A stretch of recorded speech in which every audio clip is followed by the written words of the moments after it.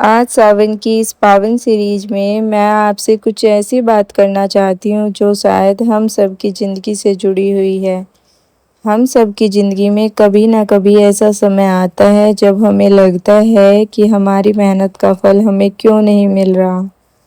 हम किसी चीज़ के लिए बहुत मेहनत करते हैं, किसी सपने के लिए बहुत इंतजार करते हैं, लेकिन जब वह चीज़ हमारे हिसाब से नहीं होती तो हम निराश हो जाते हैं।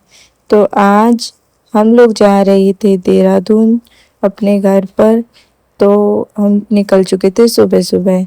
अच्छा, तो मैं बता रही थी शायद हमें यह समझने की ज़रूरत है कि हर चीज़ का एक सही समय होता है। जैसे सावन में बारिश अपने समय पर आती है।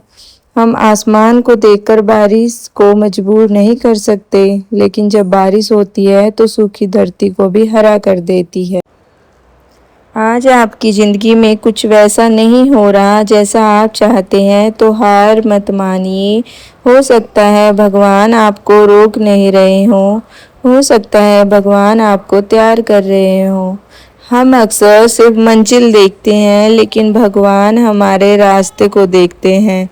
कभी कभी कोई इंसान हमारी ज़िंदगी से चला जाता है तो हमें लगता है कि हमारा नुकसान हो गया, लेकिन कुछ समय बाद समझ आता है कि शायद उसका जाना भी हमारे लिए ज़रूरी था।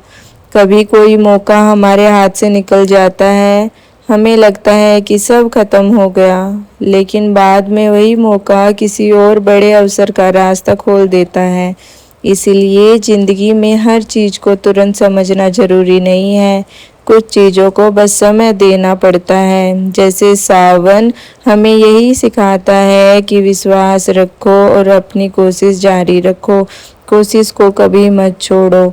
तो आज मैंने यहाँ आकर की पूरे घर की डीप क्लीनिंग और झाड़ू पोछा मैंने सारा काम किया। तो मैं बता रही थी, अगर आपकी ज़िंदगी में अभी अंधेरा है तो इसका मतलब ये नहीं है कि आपकी कहानी ख़त्म हो गई है। शायद आपकी जड़ें मजबूत हो रही हैं। इसलिए अपने आज को देखकर अपने पूरे भविष्य को फैसला मत लीजिए। आज मुश्किल है इसका मतलब ये नहीं कल भी मुश्किल होगा। आज सफलता अभी नहीं मिली तो इसका मतलब नहीं है कि कभी नहीं मिलेगी। बस एक चीज़ मत छोड़िए, वो है कोशिश, क्योंकि जिस इंसान कोशिश करना छोड़ देता है उसी दिन वो हार शुरू हो जाती है। और एक बात आप हमेशा याद रखें, भगवान से सिर्फ ये मत मांगे कि मेरी मुश्किलें ख़त्म कर दो। कभी कभी ये भी कहिए कि हे भगवान, मुझे इतनी शक्ति देना कि मैं अपनी मुश्किलों का सामना कर सकूं।